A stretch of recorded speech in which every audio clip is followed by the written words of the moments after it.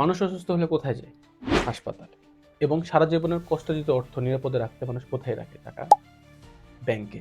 কিন্তু হঠাৎ করে যদি শুনেন যে মানুষের এই দুটো আস্থার জিনিস যদি হঠাৎ করে কোনো বড় সংকটে পড়ে, সাধারণ মানুষ কোথায় যায়? আমরা এখন জুন মাসে এসে এমন দুটি প্রশ্নের সম্মুখীন হয়েছি যা আমাদেরকে ভিতর থেকে নাড়িয়ে দিয়েছে। সে সব থেকে বিশ্বস্ত এবং আস্থার স্থল দুটি প্রতিষ্ঠানকে ঠিক এইরকম একটা বড় ধরনের সমস্যার সম্মুখীন হচ্ছে। এর এক অন্যতম বিশ্বস্ত হাসপাতাল আদ্দিন মেডিকেল কলেজ এন্ড হাসপাতাল এবং ইসলামিক ব্যাংক পিএলসি, এই দুটি প্রতিষ্ঠান এখন এমন এক সম্মুখীন আছে যেটা আমাদের ভাবিয়ে তুলছে। প্রথমে বলি মগবাজারের আদ্দিন মেডিকেল কলেজ এন্ড হাসপাতাল। বছর বছর ধরে এখানে মানুষ আসে সেবা পেতে, কারণ সেখানে কম খরচে খুব ভালো মানের সেবা পাওয়া যায়। এটা হচ্ছে নিম্নবিত্ত এবং মধ্যবিত্তদের এক আশ্রয়স্থল। হাজার হাজার নিম্নবিত্ত এবং মধ্যবিত্তরা এখানে আসে কম খরচে তাদের ভালো মানের সেবা পাওয়ার জন্য। কিন্তু এই মে মাসের শেষের দিকে অর্থাৎ 27শে মে এক অনাকাঙ্ক্ষিত ঘটনা ঘটেছে। একই দিনে একই সাথে 6 জন শিশু মৃত্যুবরণ করে।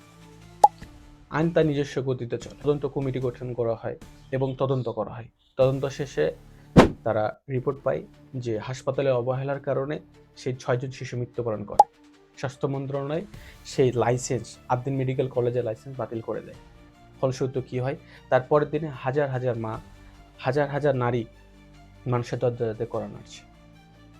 তাদের মুখে শুধু একটাই কথা, জাস্ট একটাই কথা, সেটা হচ্ছে যে হাসপাতাল বা চিকিৎসা সেবা যাতে মানুষের ব্যবসায়িক পণ্য না হয়, এই অন্তত জায়গাতে যায় যাতে মানুষ সেবা পায়, অর্থাৎ বিনা সেবায় বা বিনা চিকিৎসায় যাতে কোনো মানুষ মারা না যায়। ঠিক এই সময় দেশের অর্থনৈতিক খাতের সব থেকে বড় স্তম্ভ ইসলামিক ব্যাংক বাংলাদেশে শুরু হয় এক অন্যরকম ঝড়। ক্ষমতার রদবদল, নেতৃত্বে টানাটানি এবং তারল্য সংকট। এই শব্দগুলো পত্রিকায় দেখতে আপনাকে সাধারণ মনে হলো, এর ভিতরে আসল সত্য ঘটনা কি জানেন? চিন্তা করুন সেই লোকের কথা যিনি তার সারা জীবনের অর্থার্জিত কষ্ট বা অর্থার্জিত টাকা তিনি ব্যাংকে অ্যাকাউন্টে জমা রেখেছেন শেষ বয়সে একটু ভালোভাবে থাকবেন বলে। কিন্তু আপনি চিন্তা করুন সেই প্রবাসী ভাইয়ের কথা যিনি মরুভূমিতে নিজের কষ্ট করে মাথার ঘাম পায়ে ফেলে টাকা পাঠিয়েছে তার পরিবারকে। সে ভাইয়ের কথা একবার চিন্তা, এগুলো আপনাকে চিন্তা করতে বাধ্য করবে। দেশের মানুষ যখন এই ব্যাংকগুলোকে হুড়াহুড়ি করে তখন তাদের বুক ফেটে আর্তনাদ বের হয়। এর মধ্যেই বাংলাদেশ ব্যাংক এই পরিস্থিতি সামলানোর চেষ্টা করছে, আর্থিক সহায়তা দিয়েছে এবং পুরনো যে বোর্ড ছিল সেই বোর্ড ভেঙে নতুন প্রশাসন বসিয়েছে।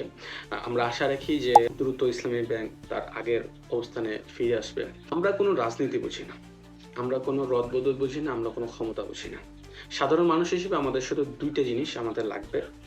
এক হচ্ছে যদি কোনো মানুষ বিনা চিকিৎসায় মারা না যায়, কোনো মায়ের যাতে বিনা চিকিৎসায় বা চিকিৎসার জন্য যাতে কোনো মায়ের কোল খালি না হয়।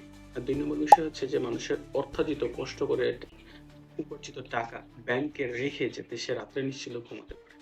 আপনার কি মতামত? ইসলামী ব্যাংক কি আগের অবস্থানে ফিরে আসতে পারবে? ইসলামী ব্যাংক কি হতে পারবে মানুষের আস্থার প্রতীক? কমেন্ট করে জানান। দেখা হবে অন্য কোনো ভিডিওতে। ততদিন আল্লাহ যেন আপনাদের ভালো রাখে। আসসালামু আলাইকুম।